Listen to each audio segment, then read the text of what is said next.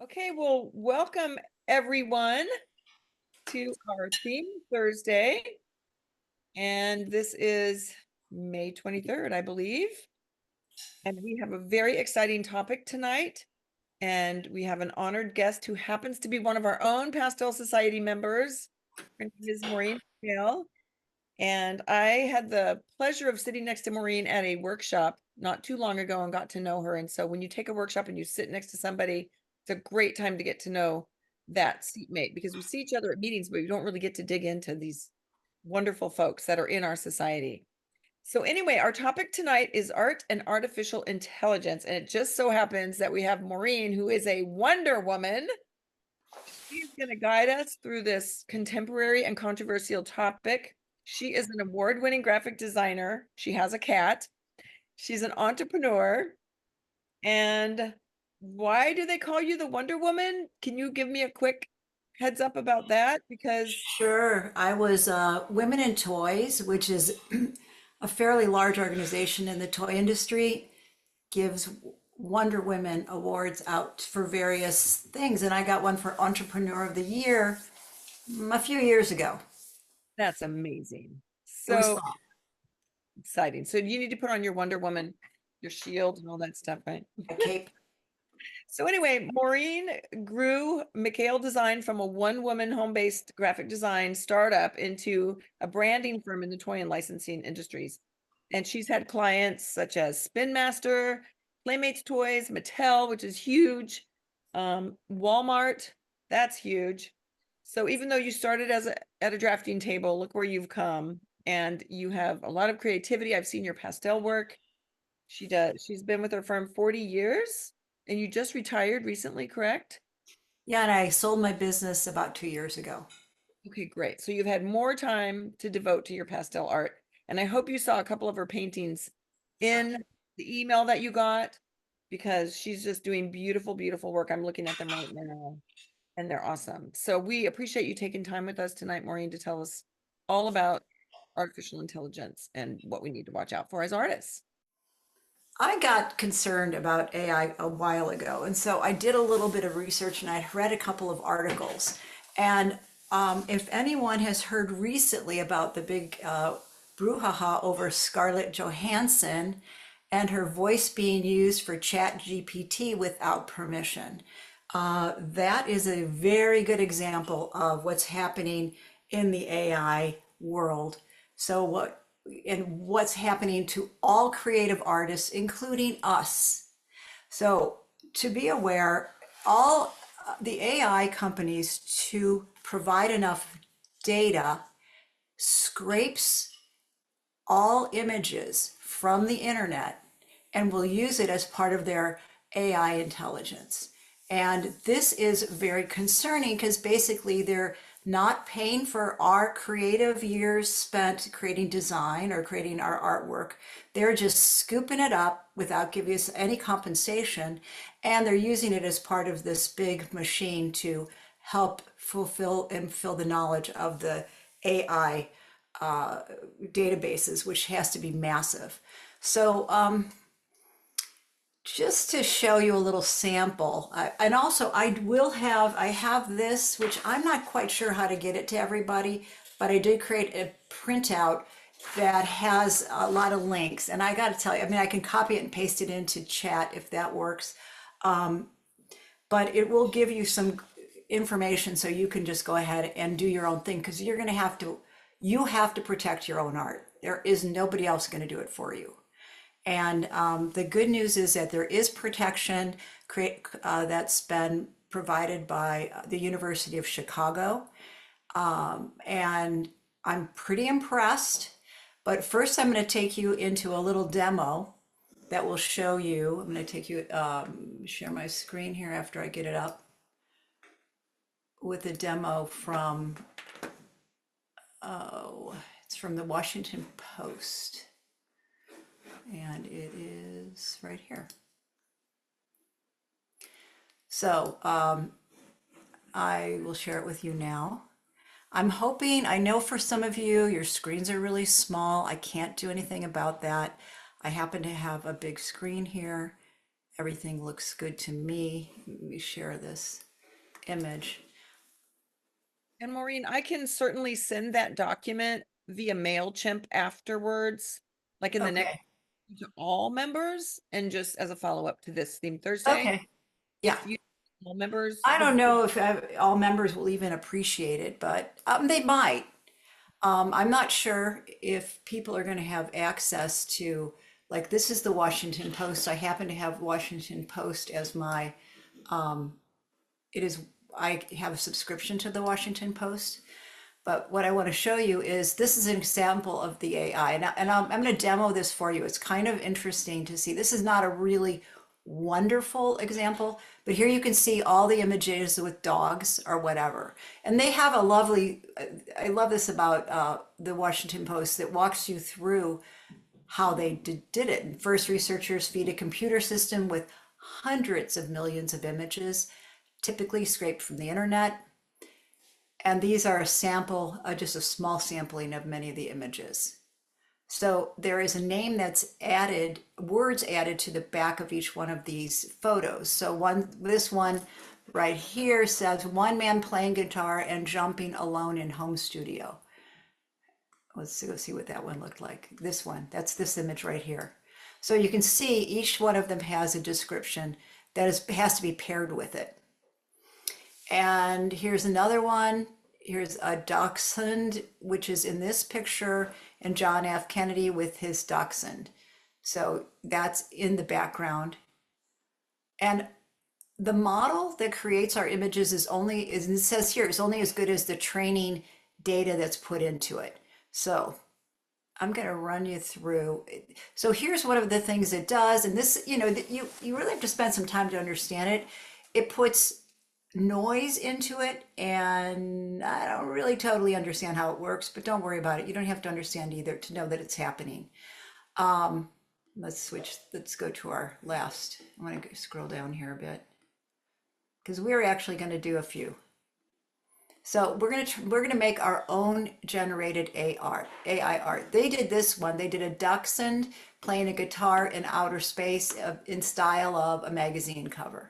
So and then it creates your image for you. So I'm going to do this one. Is this big enough, or can I make it a little bigger for y'all? A little bigger? Okay, well, I can't actually hear you, so I don't know. might be good if it's easy to do for people who have screens, but Yes, let me make it a little bit bigger. I can zoom in a few times. Oops, yep. Now you're at the bottom of the article. But let's scroll up here. Yeah, here you go. You can see it a little bit better now. So instead of a dachshund, and this is a preset one. So if I was to do this myself in some of the applications that I have a list of here, I'm not quite sure how they all work, but I'm going to make it a shark instead. And now it's a shark.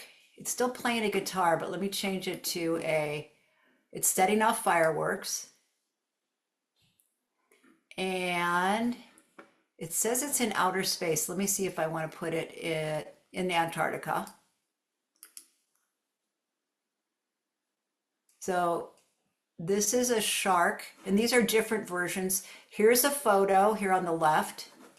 Here's Van Gogh's version. Here's stained glass version. And here's a magazine cover. So you can pick the style that you want it to do it in. Now, this is a very, very simplistic example of how it generates an image. It uses a lot of background and uses photos. It uses a lot of information that's been put in from behind.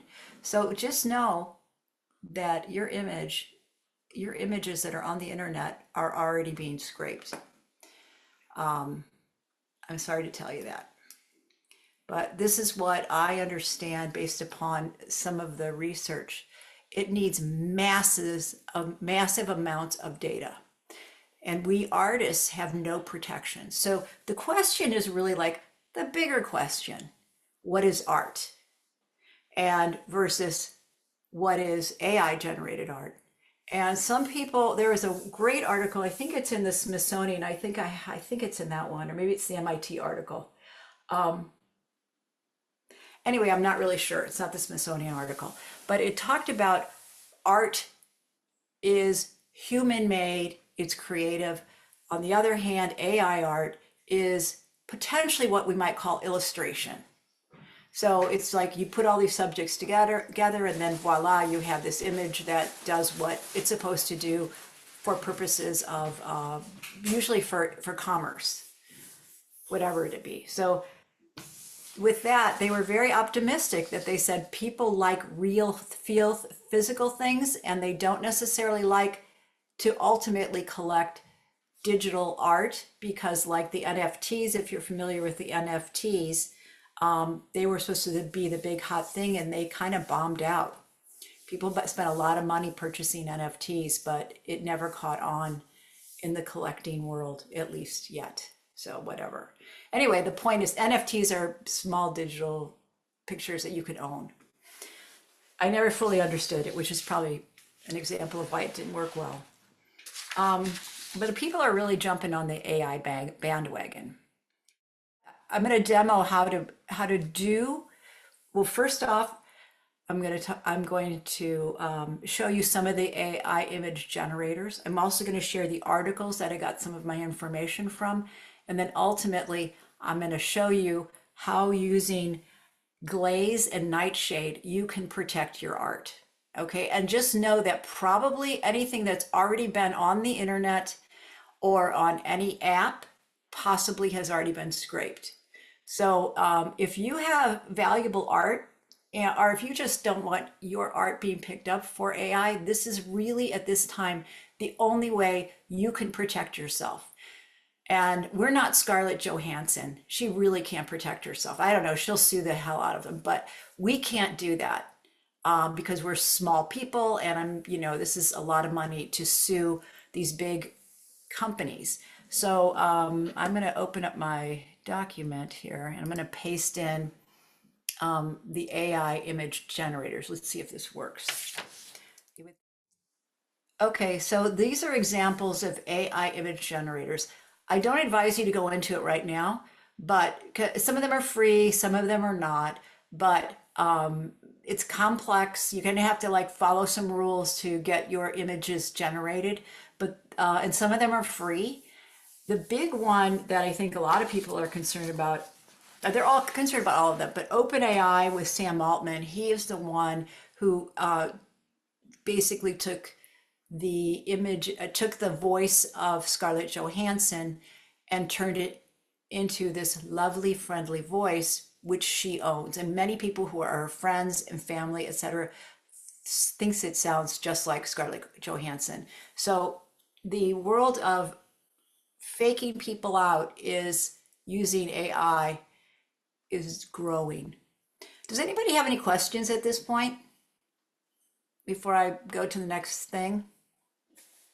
Go into the chat and you'll see the AI image generators that I pasted in there. I just took a picture of the chat with my iPhone so that I could capture that. If you want to open the chat and then take a quick picture of it, that's probably an easy way to capture it. Yeah, and Photoshop has it too. It's got generation. You want to talk about that a little bit? It's Christine Overs. Yeah. So now, yeah, it's called Beta, Photoshop Beta, but it comes with my Adobe Photoshop already, and I've used it a few times, and it's incredible. You usually have to do some adjustments with it because sometimes it just is a little weird. Originally, they could only do square format, but now you can actually do horizontal or vertical if you want to too. So yeah, and it's getting better and better all the time. I mean, it's amazing. Okay, so it does it. Does it actually create actual art? Like Oh, well, we say yeah. dog and it'll put Okay, a dog so in.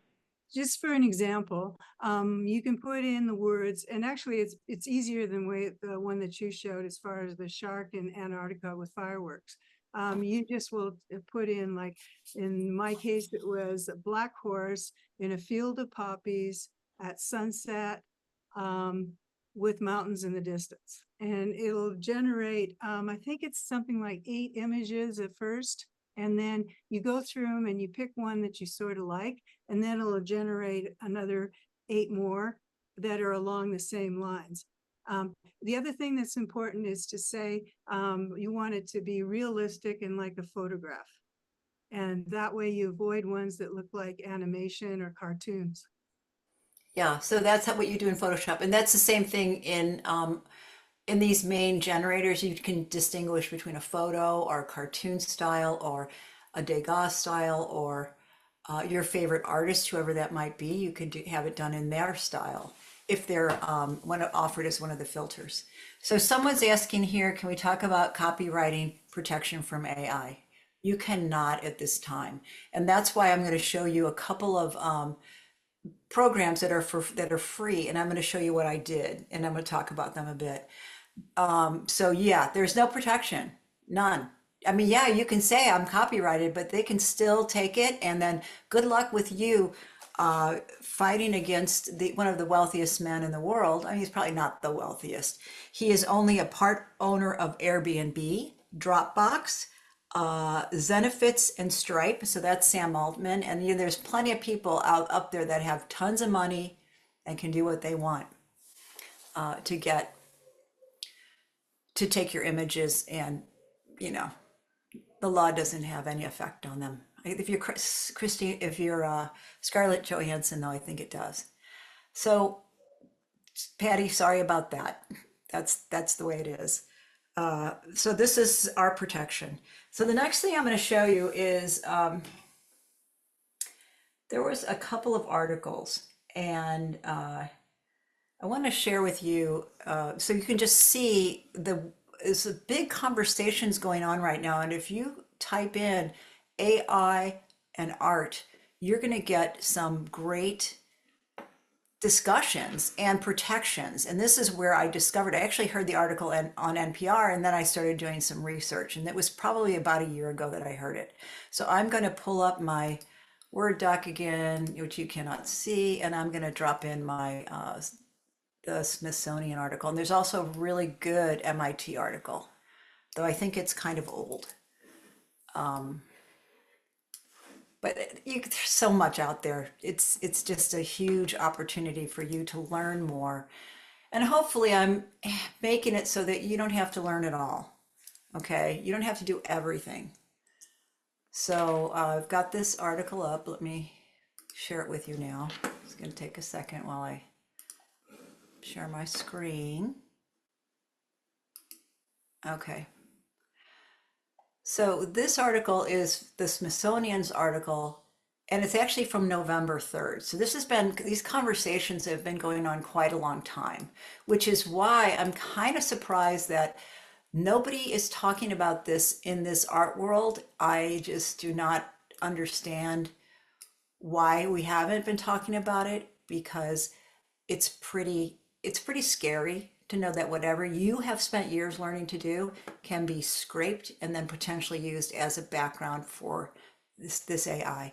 So this is an article talking about Nightshade, and also talking about Glaze, which are the two programs I'm going to show you how to use. And I'm going to quickly take you. Oh, this is not it. Hold on. I've got another thing I'm going to share with you. This is from MIT. That's a sample of what it looks like to AI. I thought this was really cool. So it's from their article, and of course I didn't want to copy it, but I did, take a picture of it so we can see it. But the whole idea is it makes your image, your beautiful painting, whatever it be, it makes it poison to AI. So it's a little bit of a metaphor. And this is the next image I want to share with you. And this, I think I can make it quite a bit larger. And what it'll tell you a bit is what happens when you use some of these programs. So I'm going to zoom in on it a little more. Let's get it bigger so you can see it as best as possible. It basically gives misinformation. There's two things that you have to do. And I'm going to make it a little bit bigger so you can see it better. I think that might be as big. Oh, let's see. I think I can get a little bigger. There we go. Okay, so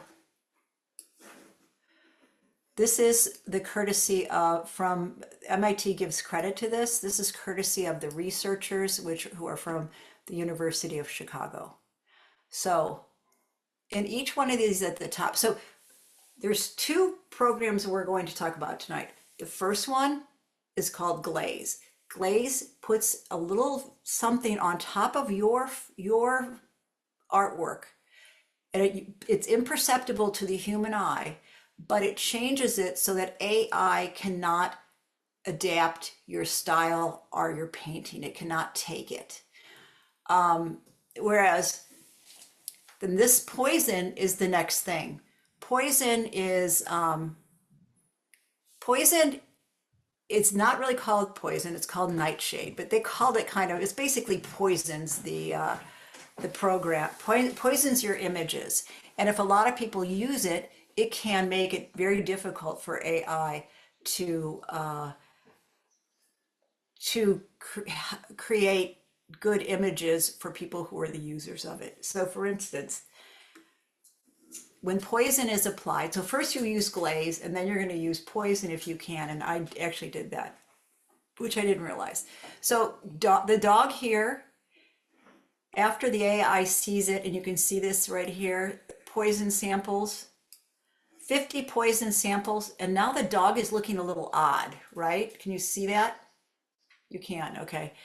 Now, after the AI finds 100 poison samples, which is going to be from all of us artists, the dog is now looking peculiarly like a cat.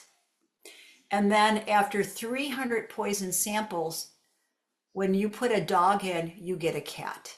So what it's doing is it's tricking the AI system by putting this false information in there so that you will not have to, so that it doesn't know it. And it's not, these are not intelligent. It's just great amounts of data. And what's fascinating is in 300 poison samples, which is not very much, this is creating a cat. So if people are doing these kinds of things to their images, initially there is some concern for abuse in the future, but at this time, it's a great way to stop AI from successfully using images and interpreting them. So we can go to the next one. So there's a car in this picture. There's a handbag. So again, the same thing. When you look at the car, look at the next one. 50 poison samples gives you this very bizarre car. 100 poison samples gives you a cow that's looking a little unusual. And then 300 poison samples, when you're looking for a car is clearly a cow. And the same thing with the handbag. The handbag starts out as a handbag, and the more poison samples that the AI picks up, the more peculiar handbags become, until by the 300 poison samples, it's a toaster. So let's say that user on your AI is trying to generate a beautiful handbag picture. If enough poison samples have been introduced into the AI, instead a toaster will come up. So it makes it pretty much unusable for users. It's really an effort because we have no control over our copywriting.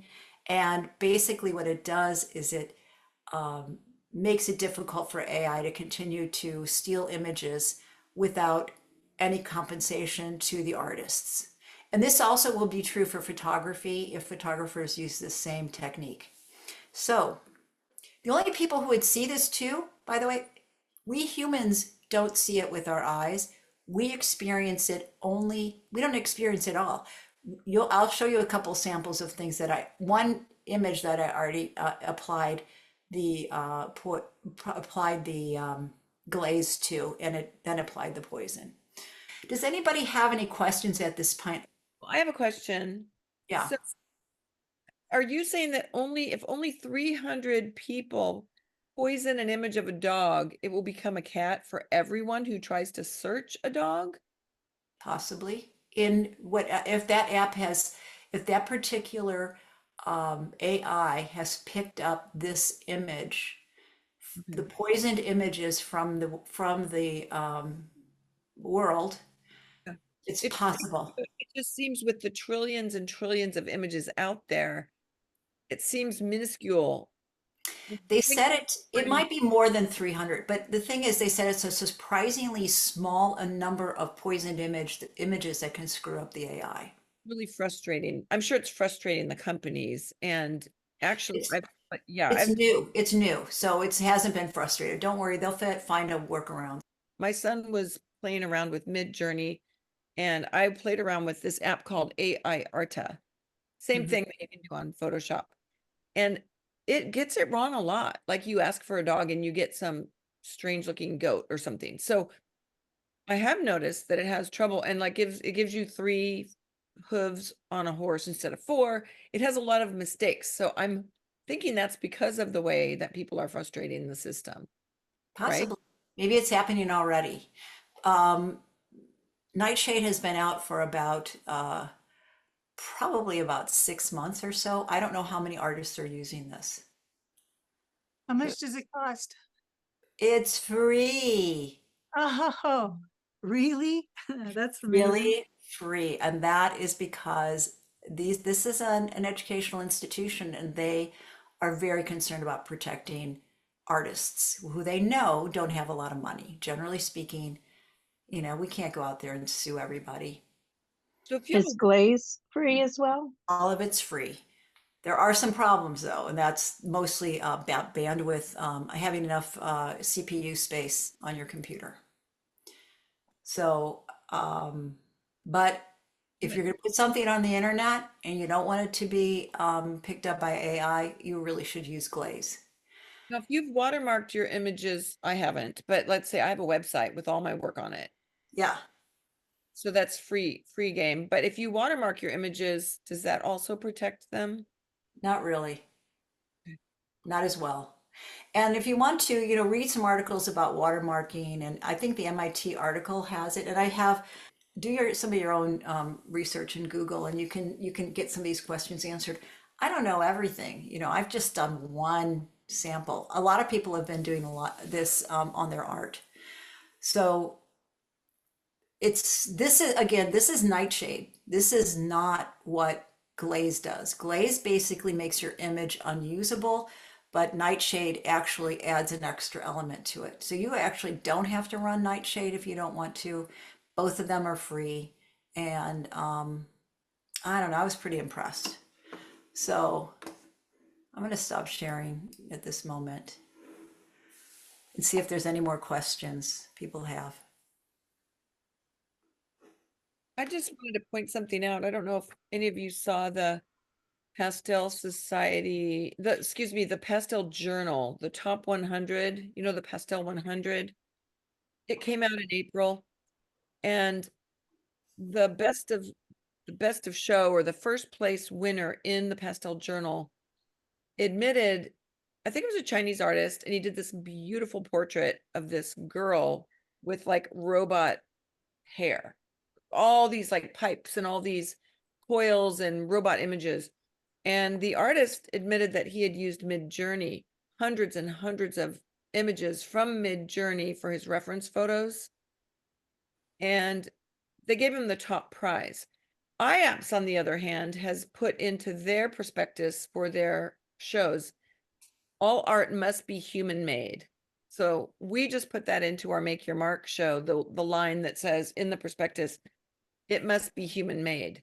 Mhm. Now, I played around with it. I had a dream that my horse was in an armchair next to my bed. And so I asked AI Arta to create the scene with a horse in an armchair to give me a visual, and did a little study from it for fun, and not even knowing what you've just told us, Maureen, that this is what's happening. I guess for me, it was like a fun little new tool and it's whimsical. And now my eyes are opened. Otto's been saying this all along. No, oh no, don't use AI because they're ripping off artists. And he's Yeah, someone who could get ripped off, right? So anyway, I'm sure he's been ripped off. No, it's true. And in fact, I think that it's bad news if IAPS is publishing all of these images that are winners. All of those images that people have submitted that are in the show are up for AI, not to grab them. So Well, I'm that's telling you, IAPS, though, to clarify, that is not IAPS. The Pastel Journal is not IAPS. It is a separate. okay. But still, if Yeah. you go and look at who's in the show, you can see all the images later.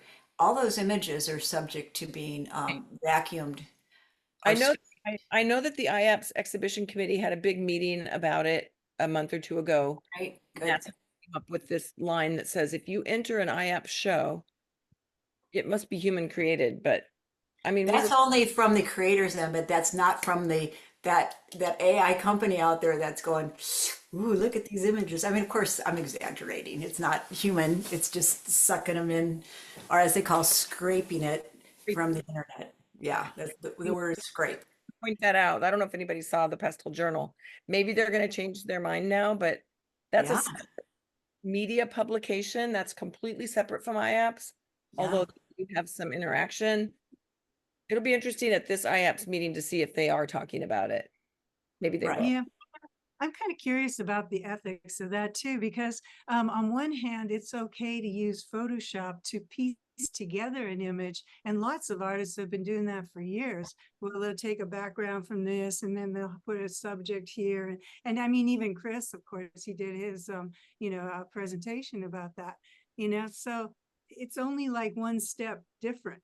It seems like. Well, technically, we're supposed to use our own images to create Yeah. these other Right. images. Okay. I So see. Yes, yes, that's how yes, we that, distinguish. Mm. Because people have been taking images from magazines forever and then Yeah. claiming them Exactly. as their own. That is not real art, that's just taking it. So, yeah, there is a distinction there. So, we're in half an hour in, and I actually think, yes, it should be human conceived. Well, you could say that, Kat, but the only problem is it human conceived from your brain and then you tell the thing what to do? I'm just saying it's not, human created in that we do the action or we are putting all these elements together ourselves. So this is another whole debate world. And that's why also the distinction between this article that I read, and I'm not quite sure which one it was, that distinguished illustration from art and said illustration is different. And that's what they feel AI is illustration. So yes, and Doris says best to use your own photo reference, and I'm in agreement on that. Well, I think we have to, but yeah, definitely. I wanted to just bring up, like you were saying, there are some gray areas because, for example, I had a dream. It was my dream. It was my visual image, and I could have just, my brain over however many years has taken every bit of data from every magazine I've ever read, every museum I've ever been to, everything I've ever been to, every dream I've ever had. So I guess in some ways our brains are kind of like cellular robots in a way, in that we take all this data, right? We have trillions of bits of data, and then we spit something out. I think where it gets into trouble is when people start copying something. Like this guy used not millions, but hundreds of references for his robot hair for his winning painting. He didn't copy someone's exactly. He just looked up references for pipes and bits and metal scraps and this and that, and then he put them all together. So maybe that's what they would say in his defense, um, that he was using all these different references and piecing them together instead of bringing them out of his own brain. So that is a very gray, in some ways, I think it's a very gray area. Um, Otherwise, I don't think Pastel Journal would have published his interview that said, yeah, I used Mid Journey and I used all these reference photos from all these things to create this. I don't know. I'd be interested to talk to Pastel Journal and find out what were they thinking. But you see what I'm saying? Our brains gather. So where do you, But they are our brains, yeah. And that's right? where creativity Not comes from computers. that we've had. Exactly. Exactly. Okay, I did find my images. Thank goodness for search features.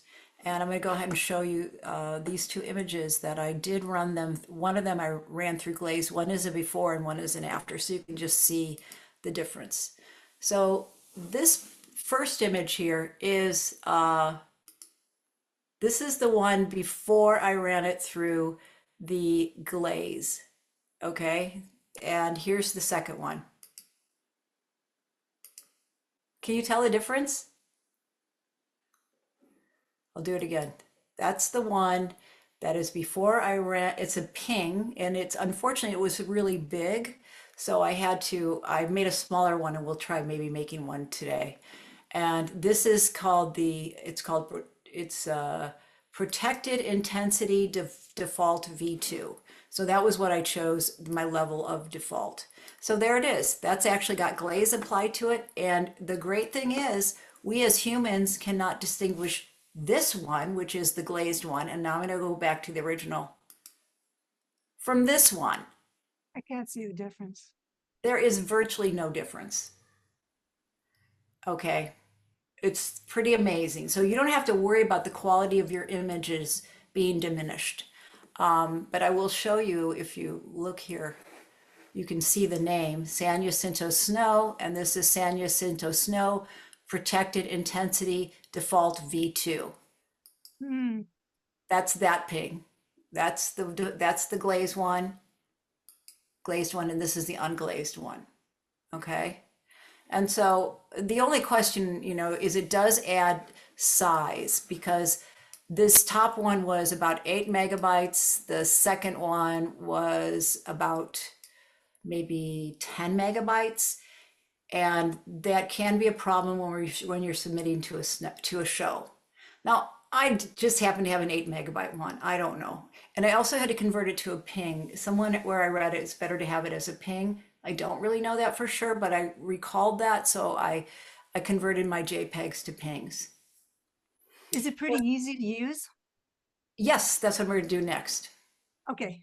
Okay. Well, first you have to download it. So I will go to our University of Chicago. Okay, so this is the link to the glaze from the University of Chicago EDU. You can be very grateful to these people because they were ahead of the game, and they were doing this for all the artists out there. So I'm going to go ahead and click on to what is glaze. You see this menu bar up at the top. It's probably very small, but you'll be able to see it well when you look at it. And it gives you a good description of glaze and how it works, and also the creators of this program. So it will also run you through, it'll tell you the problems with it, and it's a terrific explanation of glaze, but you do not have to read it all if you don't want to. But all the artwork that you see on here has been courtesy of the artists that have used glaze. And so you can see their images down here are beautiful. All of these have been glazed. And honestly, you can hardly tell them apart. One is unglazed and one is not. So it's being used a lot, or by some artists. So there are limitations. Now I'm going to show you the downloads. Okay, first I have to have this other really important discussion about glaze. You have to have enough CPUs or okay, so I looked at my Macintosh. I have an M1. It's up here in the top. Let me look really quick and I'll show you where you can find that out. It says about this Mac, and it tells me that I have an M1 Pro chip. Okay, now I'm going to leave this because we really don't need to know about my M1 Pro chip, but you need that information when you are going to download glaze. So the latest versions are down here in the bottom. This is the download section. You'll see downloads right here. That's where I am. This is its release notes. Don't worry about that. But down here is the glaze, and it tells you the version. So if you have Windows, they have a glaze for Windows, and they have another version for Mac OS, which is for Macs with M1, M2, and M3 processors. So that was the one I downloaded. However, if you have an Intel, they have an earlier version of glaze that you can use. And I don't think you really can do this on your iPads. But there is another version and I don't know how to use it because I'm not that person, where you can do it on a on any kind of app, but you actually have to submit it to them. They will give you time to submit it. So basically, you get in a line, you submit your all your where your images are on your app, so they have to be already published or available, and then they will apply the glaze to it. So that is kind of that's what they learned is that a lot of people who are artists don't have Macs and or don't have PCs. So they had to deal with the reality of artists, which is they don't have the money for these things. So it's called web glaze, and it's in here somewhere. And I'm not going to look at that right now because I'm just going to go ahead and show you what I did. Maureen, can I ask you a quick question though? Yeah. If you've already built this website, like I have lots of paintings on my website, can web glaze go to your website and then glaze everything, or do you have to re-download every image and re-upload every image after you glaze it? Yeah, once it's glazed, you have to re-upload it, but it's possible they could just download them all. And that's what I'm not sure about because I just did it directly from my own computer. Okay. Okay, so I downloaded my version of Glaze 2.0. Anyone who's done an application knows that the application itself is going to be, it pops onto your desktop, and then you have to go and activate it, etc. And that's what I did. So I put my version of Glaze. I put it in my applications. So anyone who has oops, no, I'm messing this up. There we go. So in my applications, I have a lot of applications, but now I also have Glaze, which is down here. So I'm going to open up Glaze. And now it's down here, and for Macintoshes, it pops it into your wherever you keep your board of applications. So Glaze is officially operating right now. Okay, so this is my application, free to you. I don't think I can make it larger for you to see, but the cool thing is I can now do a glaze on my image, and I'm going to do a different image this time. So I'm going to select my image. It's a ping I made this evening, and I made it kind of small. So I'm hoping it's going to work. You really need a lot of space. So I'm going to go ahead and open up I selected my image. Okay. You don't see any change, right? It's just there. And I said, okay, it says right here, resource loaded successfully. And then I'm choosing default as how much intensity I want. And I want its render quality to be default. So it's going to take less. In fact, I'm going to do it as faster. So I'm making it faster so it's less than 4 minutes. It's going to take 4 minutes for this thing to apply glaze to this image. And all I got to do is, I have to save as. I have to save it as glazed paintings. Where did I put those? Oh. Okay, well, I'm going to put it into a different place. I'm going to put it into pastels, and I'm going to put it into presentations for themed Thursday. Okay, and I'm going to open it. That's where it's going to go when it's done. And now I run glaze. Now I might have a problem with my CPU, and I need to make sure all my stuff is turned off that I don't really need. So let's see what happens. I do not have enough memory to run glaze. Please close other apps and try again. Oh, I have Photoshop open. That's a great one. That consumes a lot of space. So I'll quit Photoshop. Maybe that's adequate. Okay, let me try running glaze again. Yep, it's doing it. Okay, so basically I had to shut down virtually everything to get it to run glaze. Now in 4 minutes, it will be putting glaze on top of this photo. And it actually tells you what it's doing. It says duration spent glazing the art higher leads to better protection, but longer rendering time. So I think I need to say run glaze. Oh, it says, oh, it tells me how much time is left. 3 minutes and 29 seconds. Can you see that right there? It's right here. 3 minutes and 34 seconds are left. Right.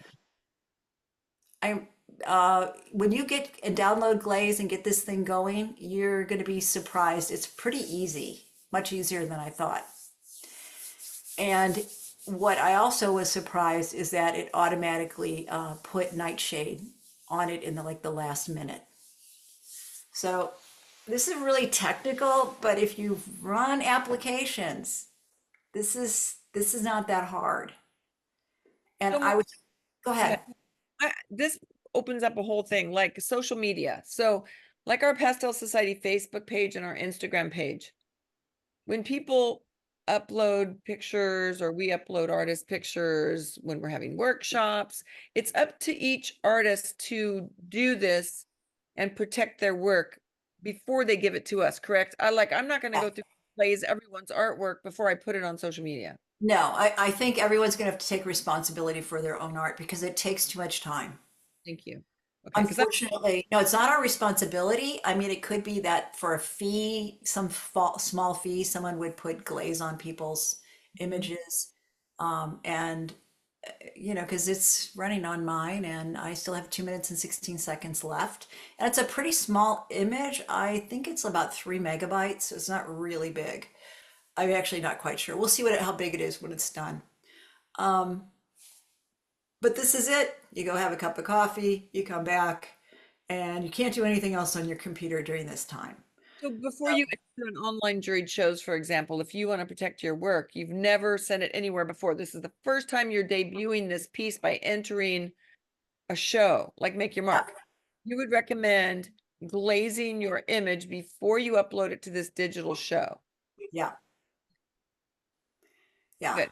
You have to do it before because once it's gone into the system, it's really hard. They're going to be like, no, you can't replace that with this newly glazed image. That's your problem.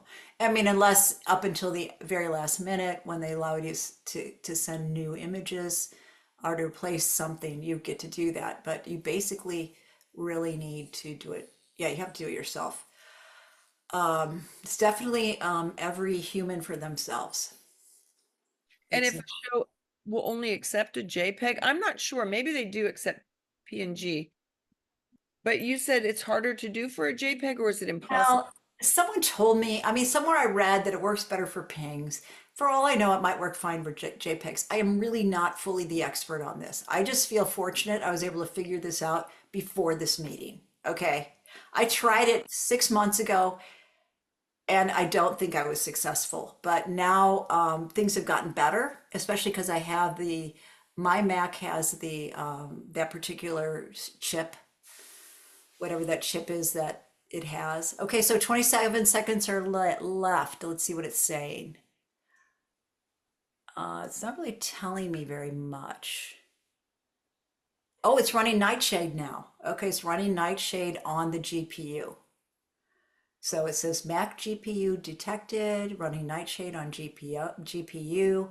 So Nightshade's going to automatically is in in Glaze 2.0, Nightshade automatically goes onto your image.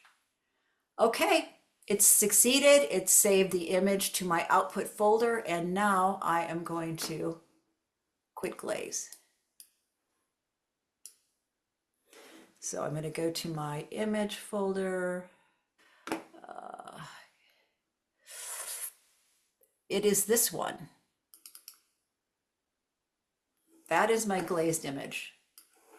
Now the previous to that, the unglazed one is this one. So side by side, you can see them. They're pretty similar. This is the glazed one down here. That's the glazed one. And this is the unglazed one. Honestly, I can't tell the difference. So there you go, it's glazed. Now that's the lowest protection level because I did it on low. So it only took 4 minutes. And that's it. And they are both pings, they still remain pings, but the original one was 2.5 megabytes. Okay, and the new one is 2.8 megabytes. That's not that much larger, but of course I didn't add a lot of protection. Okay, I'm gonna stop sharing for a minute. Can I ask a question of you? Yeah, Do you know in your research, have they said anything about if you have a virtual show, you know, how you enter different shows and they're online shows, or you go to online juried shows, are they scraping those sites? Do they have the capability to do that? absolutely. And Whoa, you bet they're scraping them. wow. Okay, I mean, thank maybe you. they haven't yet, but maybe they're going to do it tomorrow. I don't know, but it's just every image that is on the web is scraped, is being scraped. Okay, I have thank a you. question for scraping, Maureen. Do you see like a whole painting? Like, would you see your whole painting in some AI thing, or would they just be taking like the house or the field of lavender or and putting it with other things? Have you ever seen like the full painting? I Scrape? don't know enough about that part, but there are people that, if you read in some of these articles, they talked about their shock when they found that their images were showing up in AI. Okay. So you know how you saw president with the dachshund? I'm imagining somebody's painting showed up in one of those boxes where there's millions of images. So probably that's what's happening. I don't know. You know, it's we're new to this. I just have to say we are kind of on our own to protect our own artwork from the wealthy people out there that really don't care about copyright and don't care about your creative work. And also know though, there is a really strong belief, and we have to hold this, that illustration that's done with AI is not as valuable as our actual art. There appears to be, by most people, well, not everybody, but by some people, an appreciation for having a physical object in their hands or, sculpture. And so our art itself is physical. And I think I found that comforting in that particular article discussing that. Yeah, but she found her own images and she was really horrified. The thing this reminds me of is when the internet came on full strength. I was working at a big company, and the intellectual property rights, the attorneys were just going crazy at that time because with the advent of the internet, all of a sudden people were buying and selling other people's things for free, right? Just like what happened with Scarlett Johansson with AI, that this was happening for intellectual property rights all over the world when the internet came out. And I just remember being caught in this whole new zone of what do we do? How do we protect intellectual property from the internet? And I'm not sure we've done a good job of that. Here we are, however many 20, 30 years later, 30 some years later, and we're probably not really doing a good job of that. And now we have AI on top of it. So this has been super valuable for us, Maureen. I don't know about everybody else, but I've learned a lot tonight. I didn't even know this existed, that you could protect your work this way. It's incredible. We have to give great kudos to the University of Chicago for having the foresight to create these applications. Almost probably for the last 2 years they've been doing it, and it's becoming more critical. I don't know about you all, but of course I've been listening for AI stories, but I feel like this has been the week for AI stories just all over the place. We also have the issue, at the LA Times, I'm not the LA Times, but the New York Times and the newspapers are horrified at what's happening to their writing because it's being sucked up again by the whatever the big GPU suckers, and their own writing is being used as part of the developing other people's stories. Wow. So I'm going to share one more thing. I'm going to go ahead and put it in. I'm going to share a couple of those articles and put them in. You know, unfortunately, it does give us a little more work, but I got to tell you, I was able to figure this out this time, and I'm so happy you can do it too.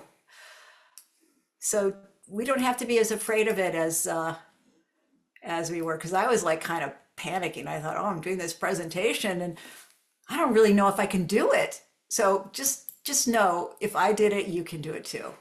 Maureen, you're a Wonder Woman. Thank you. Yeah, right, right. Okay, I'm going to paste these articles that I found and in here too. What I'm curious is about web glaze. Oh yeah, here it is. Okay. I'm going to go ahead and share. And I'm going to try to make this as big as possible again. This is going to be about web glaze. And web glaze is different. I first thought I had to use web glaze, and when I found out I didn't, I was greatly relieved because I didn't have a lot of time to get ready for this meeting. So I'm going to share this other part. This is on the Chicago homepage, I believe, so you can see it. So it says here about web glaze.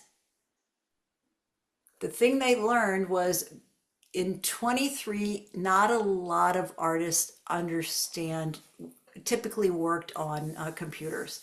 So a lot of people use mobile devices, and they also use a lot of apps. And they might have something, for instance, I don't think they've got the names of any of them, but there's some well-used apps and other places where things are stored, and people love it. But here's what it said. In August 23, they deployed WebGlaze, which is a free web service artists can run on their phone, tablet, or any device with a browser to have their art be glazed on GPU servers. And apparently they're paying for it, which is so great. WebGlaze is paid for by the research grants to ensure it is free for artists. So if your artwork, and for all I know, this could be done by the International Association of Pastel Societies. It could be done by them. It's suggesting that if you run a Mac or an older PC or a non-NVIDIA GPU, blah, blah, blah, blah, blah, or don't use a computer, you should use WebGlaze.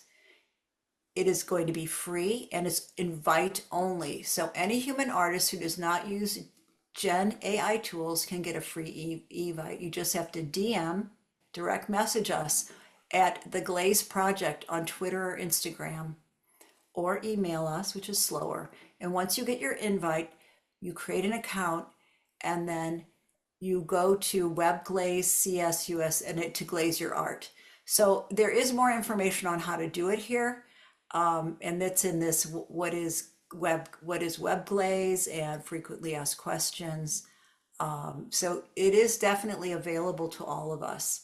So again, this is on this, I think this is the What is Glaze page.